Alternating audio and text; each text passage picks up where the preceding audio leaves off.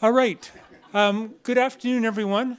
My name is Murray Fulton. I am a professor at the Johnson Shoyama Graduate School of Public Policy and the director, and I'll put on brackets, on leave of the Center for the Study of Co-ops. Welcome to this afternoon. We've got sort of two audiences. One here, I was going to say in the studio, but it's not quite that, in the River Room on campus. And then there's a group of you then that are are watching this on the internet.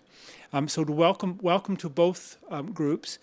Just a few little housekeeping things. For those of you who are present, you'll be able to ask questions, and we're going to do this at the end of each of the presentations. We got 4 presentations this afternoon.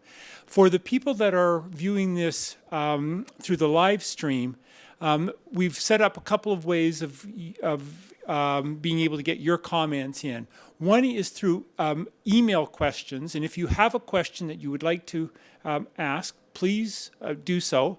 And if you could email kyle.white@usask.ca. And Kyle's really easy to spell, just the way you think it, KYLE.white@usask.ca. White? W-H-I-T-E. Yeah, it's the easy white, not any complicated one. And then we also are going to be sending out little notices on Twitter, and that is at, let me give this to you right, at Innovate Co-op, okay? At Innovate Co-op. So if you watch that Twitter tag, you will also be able to get a sense, and then you can respond back, and Merle, you can pick those up and feed them in. All right, so that's the that's kind of the background for this afternoon. We have 4 presentations. I'm going to start off and give a little bit of background on what we're calling the Cooperative Innovation Project. And then we're going to move into a presentation by Darcy Overland, looking at a particular aspect of the project. Dion Poehler is going to then give a presentation linking some of the results that we've come up with to measures of well-being, and then you're going to hear from me again when I'm going to come back and talk about cooperative development. So that's the plan.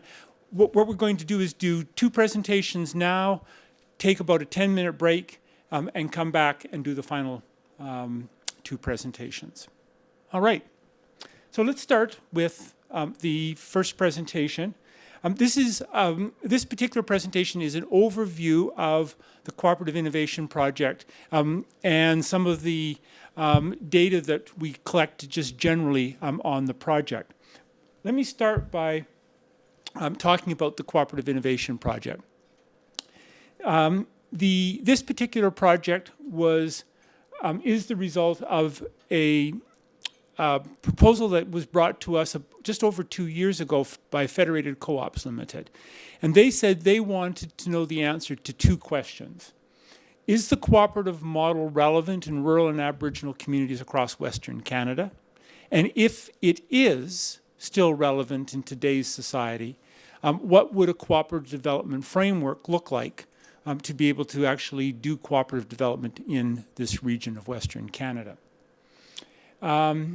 And those were the questions that we were then, they approached us at the Center for the Study of Co-ops and said, would you undertake research on these 2 questions? And we said, yes, we would be pleased to do that. We put a set of research partners together, and I've listed them all here. There's the Center for the Study of Co-ops, which was kind of the lead organization, the Johnson Shoyama Graduate School of Public Policy, the Edwards School of Business here on campus, the Institute for Northern Governance and Development, and the Plunkett Foundation. The Plunkett Foundation is from the UK. So those are the partners. And we then, with that background, with that sort of framework in place, we put together a research team. And I won't go through all the names, but those are the various people that were involved on the research side. I will say that we had a project management group that kind of oversaw the project and provided oversight.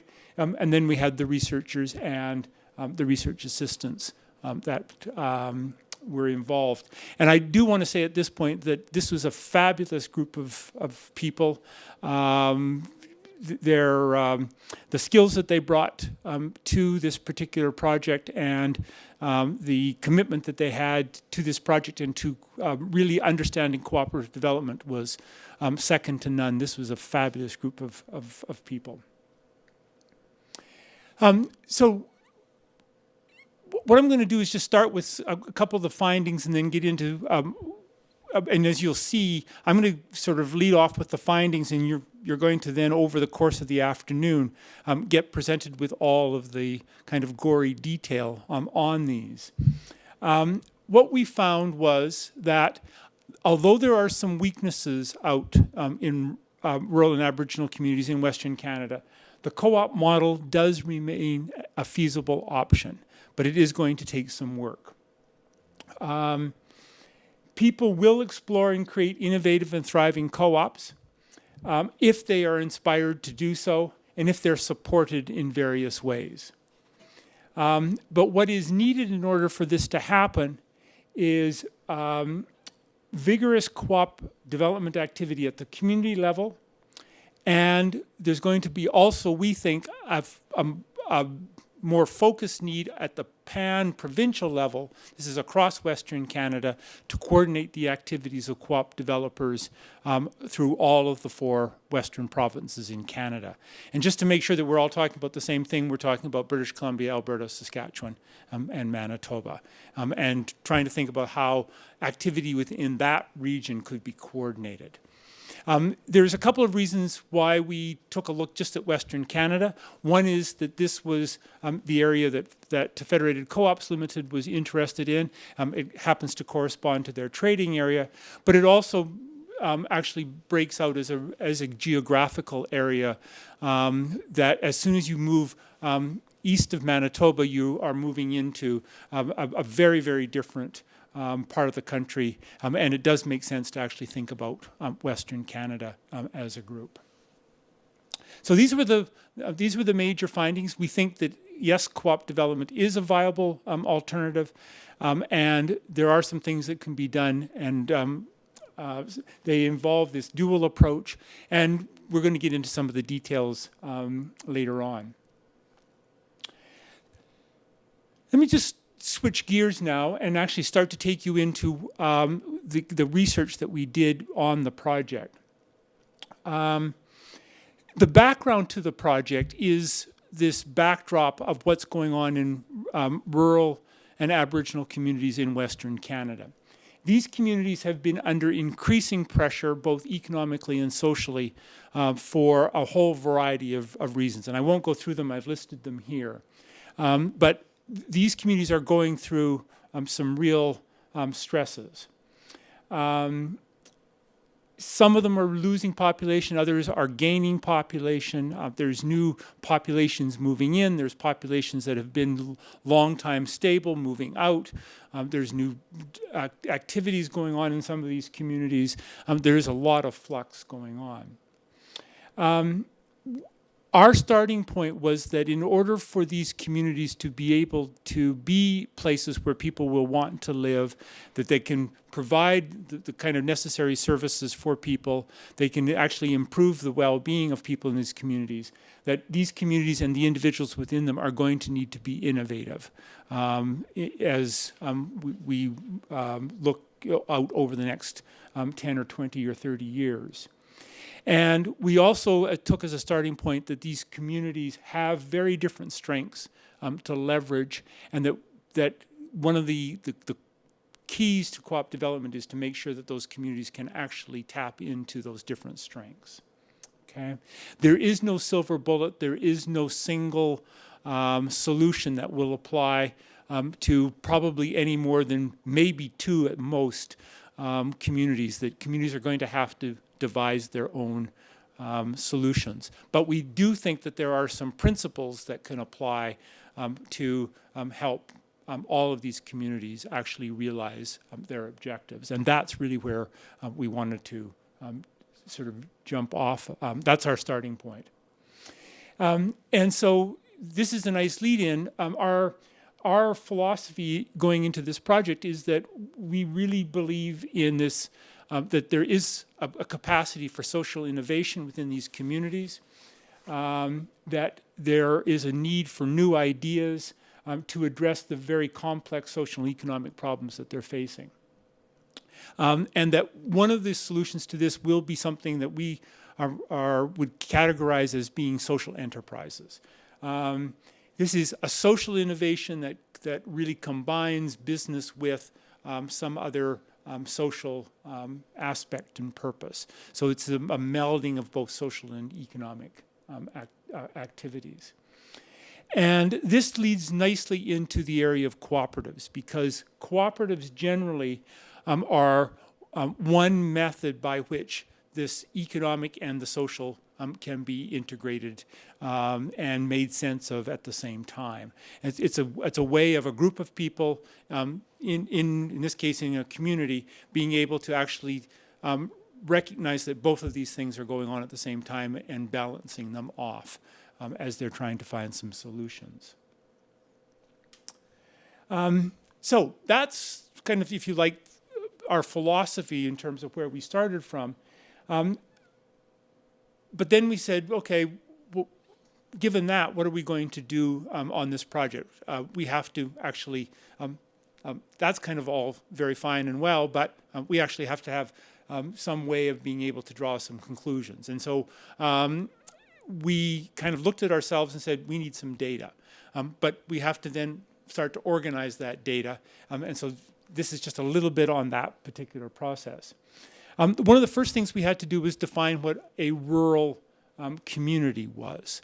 And we went ahead and just used the Statistics Canada definition and looked at census subdivisions as a community, except that what we did was we took out of the census subdivisions any of the following. So if you had a census metropolitan amalgamation, a census agglomeration, or a metropolitan influence zone within that CSD, those were removed out.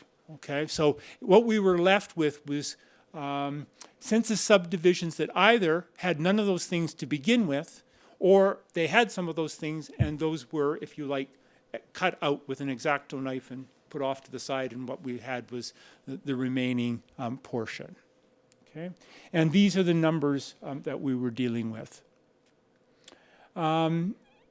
We also had to define Aboriginal communities, and again we went to Statistics Canada, used their definition.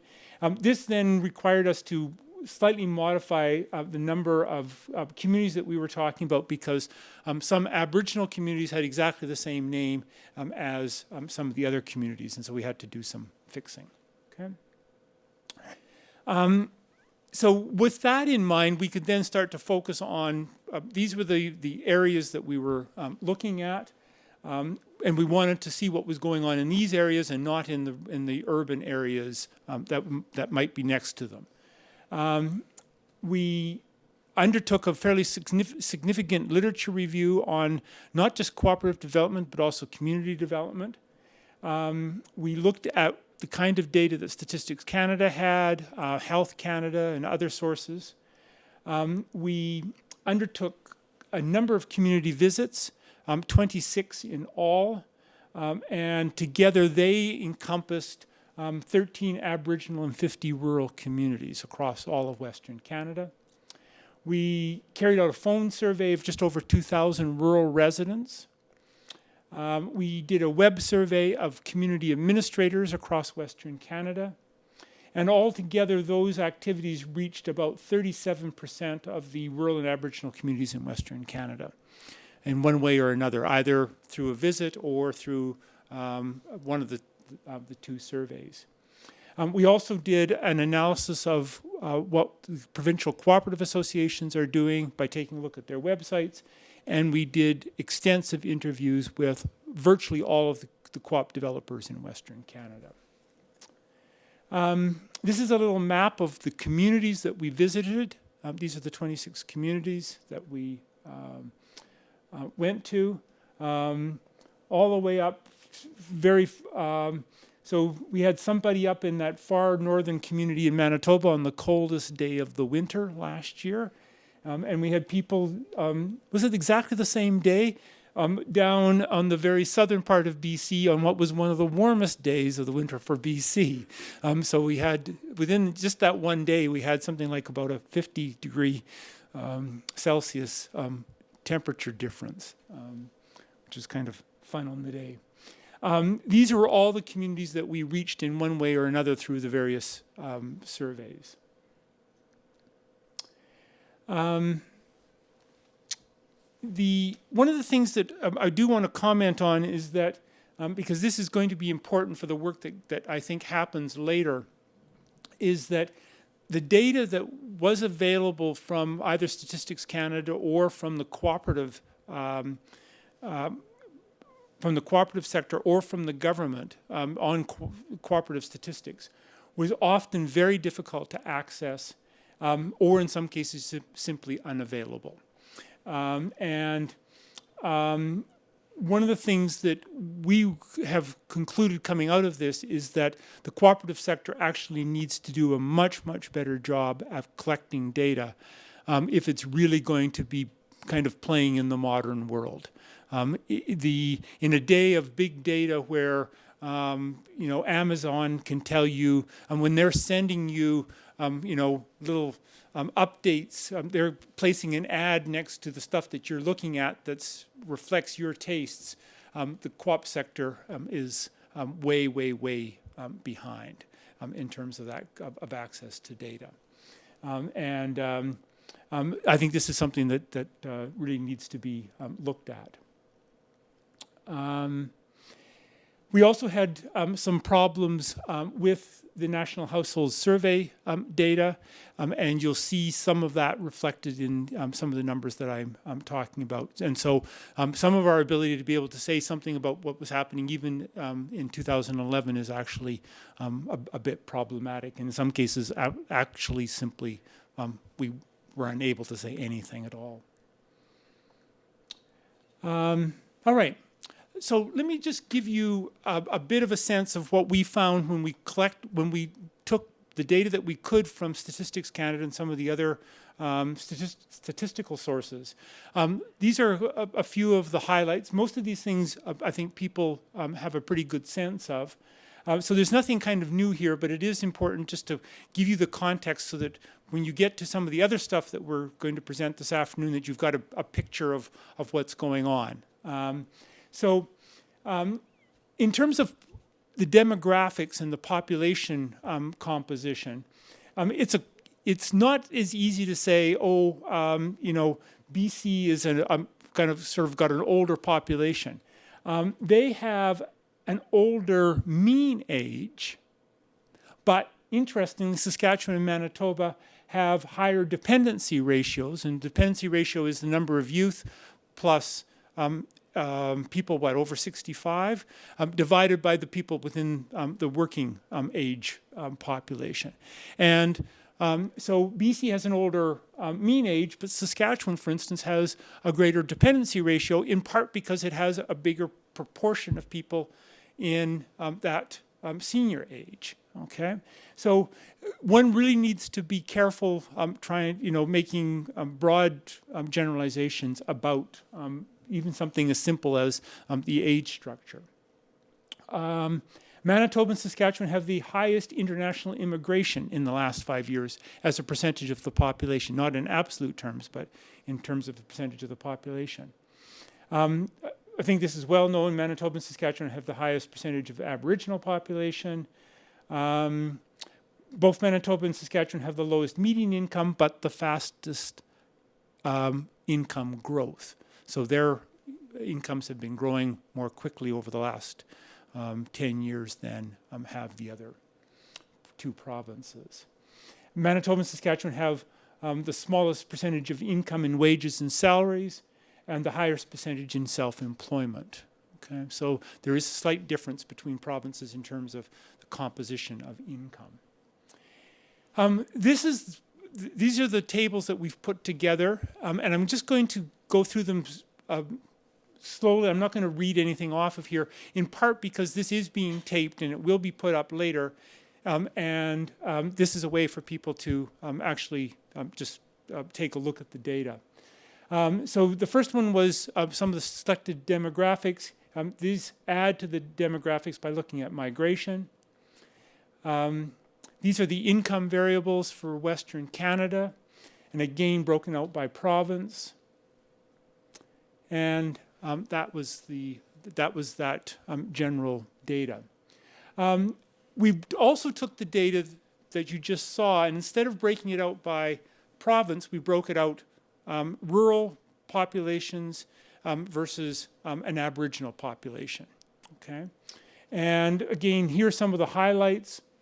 Aboriginal population younger. At the same time, most of the population in Aboriginal communities is third generation. They've been there for a very long period of time. Rural population has a higher post-secondary education. This is compared to the Aboriginal communities, and the rural is anything in rural area that's not Aboriginal. That's the definition that we're using here. And the rural population has a greater percentage of, when they do have post-secondary education, greater percentage in business, life sciences, and math and engineering. Okay, so there's a different composition. Very different pattern of home ownership, as you might expect, between rural and Aboriginal communities. Different, interestingly, Aboriginal population has a lower median income, but a similar percentage of income from wages and salaries. So Aboriginal people are no more likely to work in a different, or they're just as likely to work as a salary for other people and get their income that way, except that they're getting a much smaller percentage of their income in that manner, which means that they're either working fewer hours or they're getting paid considerably less. Okay. And finally, some points about participation ratio and employment. And again, here's the numbers broken out for Western Canada, broken out by rural and Aboriginal. So these are the demographics. These are the migration numbers. These are education variables, degrees, and then majors, and housing. Income, and some labor participation ratios, occupations. And finally, amongst these tables, the business variables. This is something about the business size and business types, again, by rural and Aboriginal communities. Just going to finish up here very quickly, because I need to set things up for Darcy for her presentation. These are the 26 communities that we visited across Western Canada. And what we wanted to do, and we could do this, by the way, for all of the communities across all of Western Canada, but we've done it just for these 26 at this stage.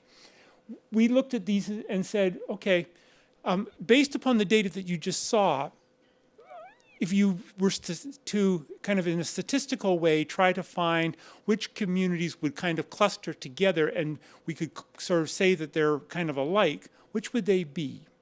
Okay. Would, this community out here be similar to one, say, in Saskatchewan or not? Okay. And this is the cluster that we put together using a statistical program called Stata, where we focused on, and I'll give these to you in just a second, 5 different variables that really were very basic things to do with population, income, these kind of things. And what you see here, if you go up the axis, is the amount of dissimilarity. And so as you go to the very top, you get one big giant community which encompasses all of them, or one big cluster that encompasses all these communities. And of course, at this time, you got communities that are very dissimilar to each other. We wanted to see what we could do down on the lower end. We didn't want to go for 26. That's too many communities. Could we cluster them? And the next level up is actually, it gives you 7 communities. And what's really fascinating about this, when we put these in, we did not put any variable at all that had anything to do with the province that they were in.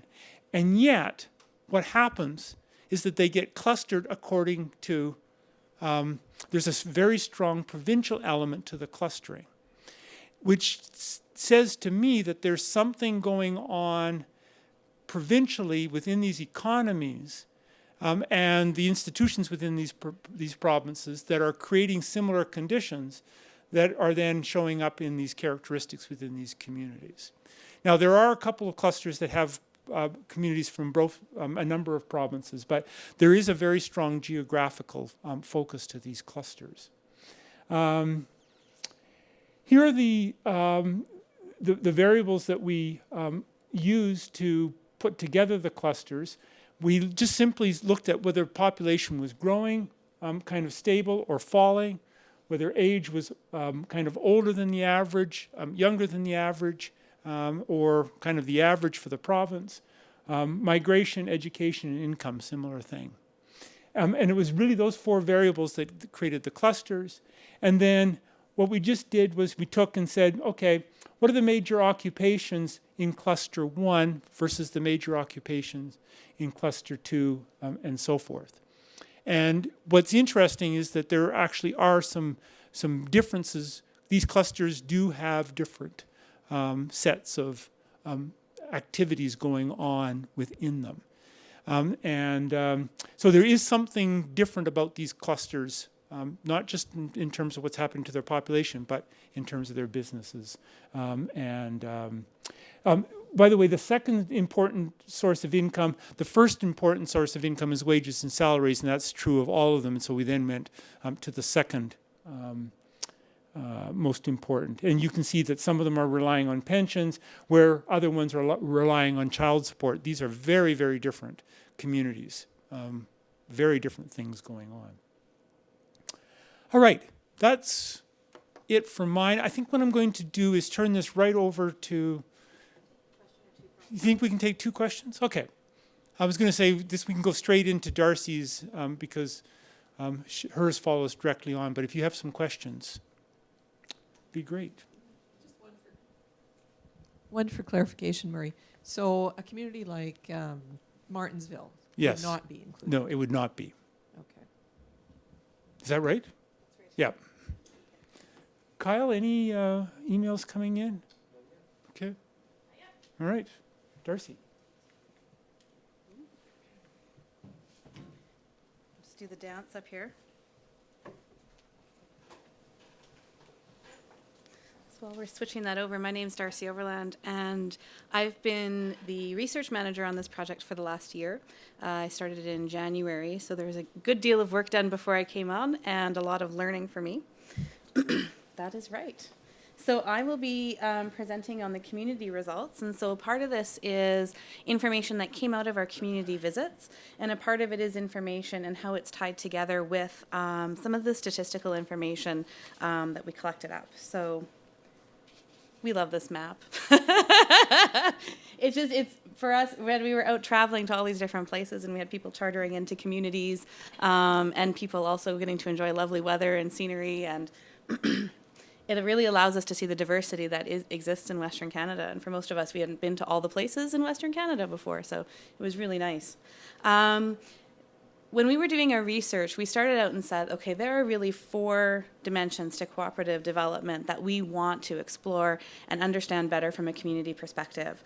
The first of them is that there should be a well-defined need, that the community should have something that they need to put in place, that people are passionate, and that they feel that there's very strong motivation to solve the need, and that this need isn't being met through other standard ways, such as private enterprise or by nonprofits or by the government for whatever reason. There has to be a level of social capacity, which is how much people in the community can get together to work to solve their problems, as well as how well the community lets people do that, because anyone from a rural community or an Aboriginal community may know that doesn't happen equally in all communities. The business capacity is the ability of a community to utilize its business knowledge and the business skills of the citizens to leverage that information to solve their needs. So we started really with those three key dimensions. And as we were out doing research, we ended up adding the fourth one, which was knowledge of the cooperative model. And I think anyone who was here listening to Peter's presentation earlier will know that there has to be some knowledge of the cooperative business model. So when people in communities are talking about their needs and they're saying, we have this problem that's not being fixed, the idea of putting a cooperative in place, people have to know what a cooperative is before they can choose it. So those were the basic things that we started to cover. So this is a word cloud that came from the notes that we took during all of our community meetings. One of the things with the word clouds you'll notice that I put up is community is in the center of all of them. It was really the focus of the conversation that we had, and it was also the focus of the participants that we had at our meetings. The meetings that we had were open participation, so anyone in the community who wanted to come was invited to be there and come share their opinions, and they averaged from, well, we had, I think, one of 8 or maybe 6, and I think we had one up over 70. So we had a very large range, just depending on who was interested in any particular community. So what we did is we went through all of our notes after we came back and we said, okay, can we find some way to classify what the top needs are in Western Canada across all of the communities? And we can compare them all sorts of ways. We can say all of Western Canada. We can say rural versus Aboriginal. We can go province by province. We can say rural and Aboriginal by province. Lots of different things. But the top 10 needs that came out are listed there for you to see. And they are healthcare and housing coming first, support services, industry and business development, community barriers, which are things like political barriers within the community or community divides, senior services, transportation, accessing services, so there are services out there, but there's actual access problems to them, recreation and infrastructure. So some of them are quite clear, some of them encompass quite a few different things, and I'll just make the note that healthcare is a very large need area, but the one thing that did really surprise our team is that the largest piece of it was mental health care. Most of us thought it was going to be access to doctors or access to specialists or that type of thing, but it was actually mental health care. Access to doctors and health specialists are certainly there, and there was a very strong focus on maintaining and building community health within the community. And housing needs were also very interesting because they weren't just talking about low-income and affordable housing. There was a great need for rental housing for families and affordable singles, young professionals looking for higher quality housing in some communities. And of course, seniors housing with both assisted and independent living. So housing is one of those need areas that we do have some great stats on. So these are broken down by province, of course. And it's quite interesting because one of the things that is very interesting is the percentage of the population that's spending more than 30% on their housing. You can see that in most of the provinces, it stayed relatively the same between 2006 and 2011 for owners, but for renters, it's actually gone up. And so most of us, especially in Saskatchewan, are aware that our housing costs have increased quite a bit, and it tends to be the renters that are bearing the brunt of that cost. So some of the key lessons that we had in Aboriginal versus our rural, and I'm going to break down the needs for you that way, and I'll actually just flip that slide up instead of the previous one, is that healthcare is the number one need in both community types. But the needs in rural areas tend to be focused much more on development of the community in order to bring people to the community. And the Aboriginal needs seem to be focused much more on the health of the people already in the community. And that relates really well to Murray's point earlier about Aboriginal communities having most of their population being third generation or more. They're not looking to bring new people in. They're looking to take care of the ones that they have. And so you'll see in Aboriginal communities that higher needs for services, and rural communities are looking more at community-based initiatives and development. Community barriers are present in both community types, but we were spoken of much more in Aboriginal communities than in the rural communities. Education and addictions are in the top in Aboriginal communities, but not in rural communities. And volunteerism is quite a high need in rural communities and didn't make the top list in Aboriginal communities at all.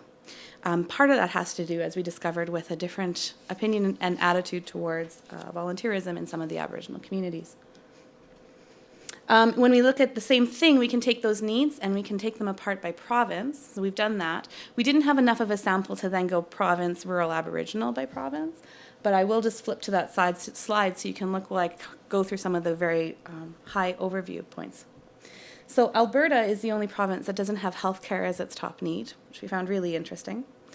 Housing, community barriers, and industry and business development are at lower levels in Saskatchewan as compared to the other provinces. Food security only made the list in BC, and it's at the very bottom. Senior services didn't appear in the highest needs in Manitoba, although they do have an older population as well. Manitoba and Alberta had higher concerns for industry and business development, and also had more for volunteerism and community barriers than Saskatchewan and BC. And Alberta and BC have much less concern with accessing services, as it didn't make their top lists. So maybe I should just very quickly say the percentages you see on the side is the percentage of time that need was addressed in relation to the other needs. You'll see there's 37 or 35 or 34 additional needs underneath. Overall, we had 48 need areas that we had identified. Some of them were spoken of very, very few times or were very particular to a very specific community. Okay, so Murray showed us those really nice clusters of communities. And so we said, okay, if these communities are similar statistically, are they also similar in what they need and what they're looking for? And the interesting thing is there's no obvious pattern to that. We can't find a particular way that the needs line up with the community or demographic. And so what that means is that what we feel it means is that unique historical and geographic and economic factors have shaped these communities, they've shaped the impact of the communities, they shaped how the communities see themselves and how they define their own need. And they see their own unique strengths and challenges in a way that we couldn't predict from numbers alone. So here's the community clusters again. We've dropped off some of the variables just to show you the top needs. In some of the communities, for example, cluster 4, community barriers comes out as the top need. But in some of them, you can see cluster 3 is a great example, where there are actually 3 different needs that came out at the top in different meetings in those clusters. One of the things that we did at the community meetings is we talked to the communities about how they think they're going to meet these needs. Are they something that is going to be met? What are their plans going forward? What do they think is likely? So one of the feelings that really came out among the people at our meetings is that increased cooperation is needed between communities and also between the individuals within the communities. They do want new industry and large-scale development, but we all know in most of our rural communities that's not going to be possible unless you're in a very resource-rich area, and we did see some of those differences. They're not really interested in opening competing businesses. And so one thing we heard again and again was we're not going to open a daycare here because there's a daycare in the next town and that'll shut them down. So there is a real awareness between the communities of what's available around them and trying to support each other. One thing that we also heard a lot about was that when people do come in to start businesses in these communities, there's often a disconnect between the culture of the community and the style of business that's being offered. It could be hours, it could be prices. Great examples were given around restaurants and all sorts of different things. Volunteers and non-for-profits are generally seen as a delivery arm rather than the main provider to meet needs, primarily because volunteers, we heard again and again, are completely tapped out in these communities.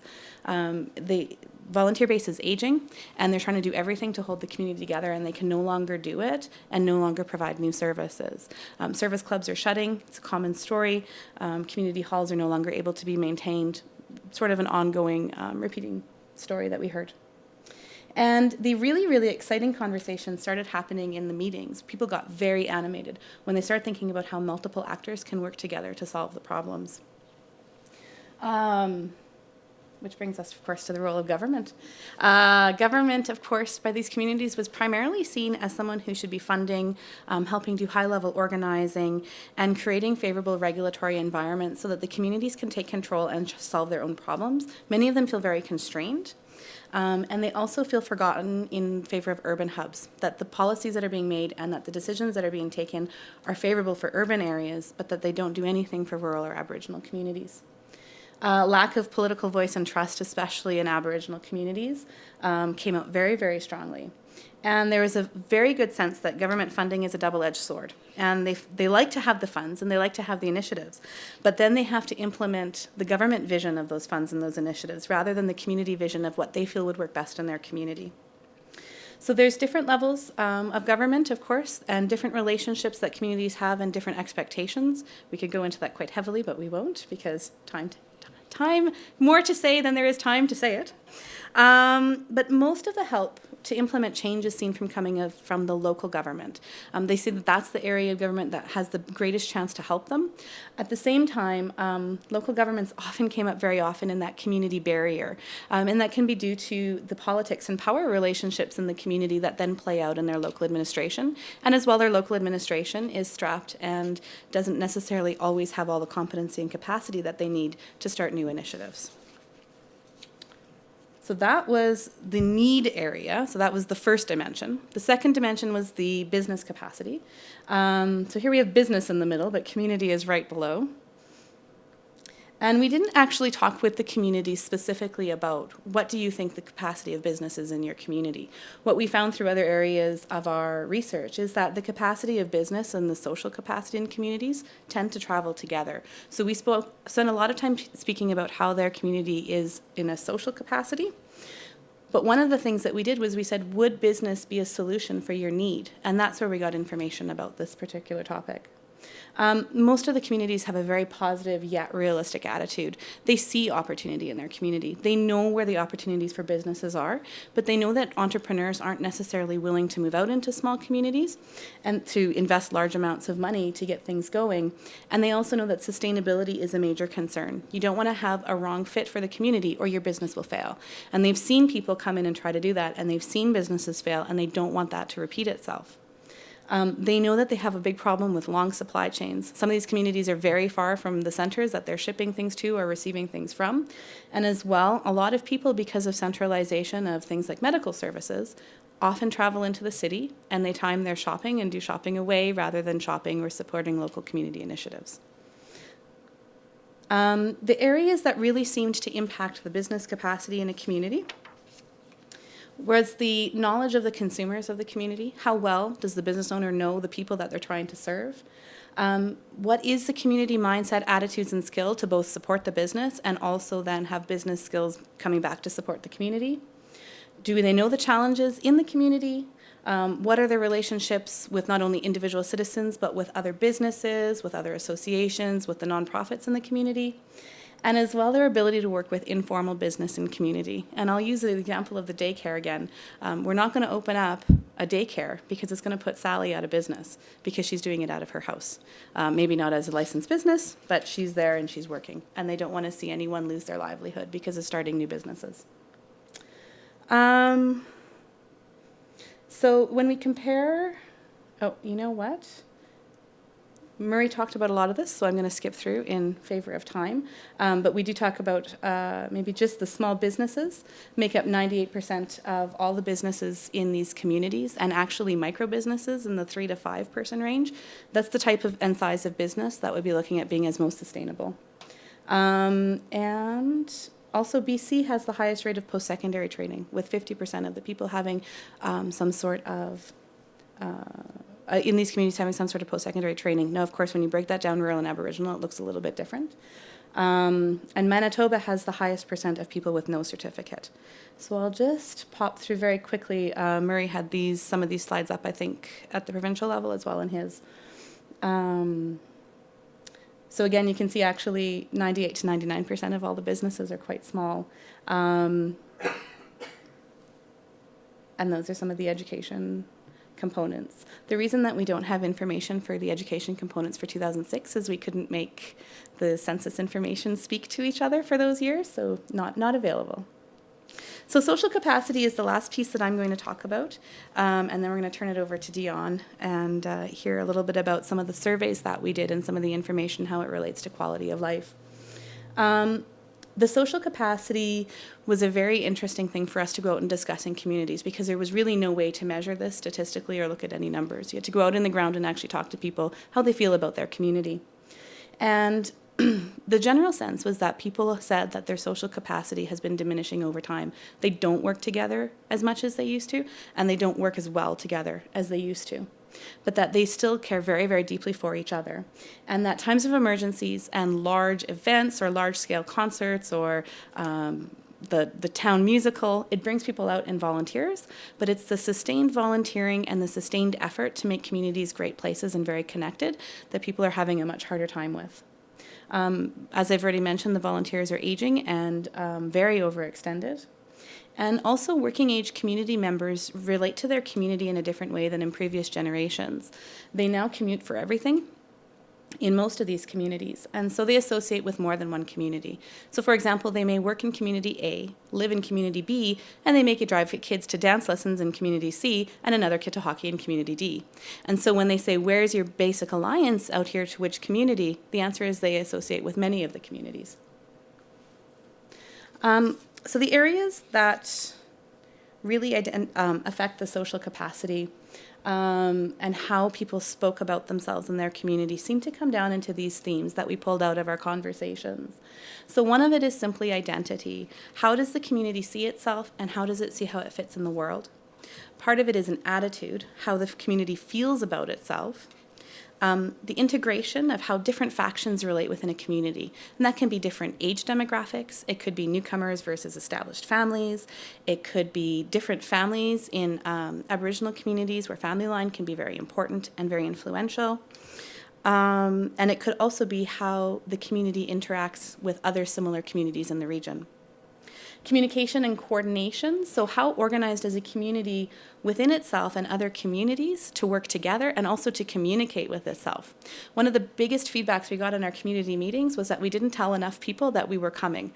Most communities, we took out radio ads, newspaper ads, we called every business that was listed, every nonprofit that was listed, we called churches and had it announced at Sunday service, we called old folks' homes. If there was someone we could call, we called them to get them in and get the invitation out. And yet still communication was felt that we weren't out there promoting our meeting, and we were asking community members to pass it on. So there's obviously a gap happening there that isn't typically, I think, what we think of rural communities and Aboriginal communities.